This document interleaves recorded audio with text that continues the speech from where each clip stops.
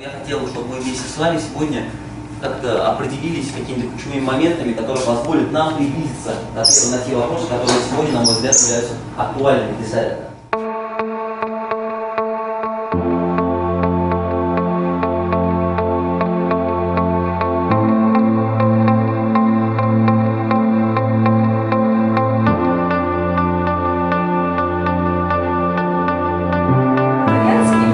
Невероятно. Когда отдельно вспоминаешь, понимаешь, что это...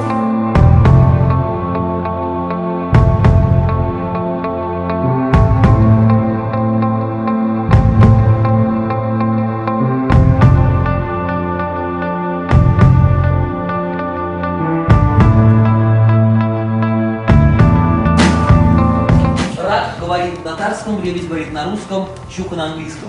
В этом причина.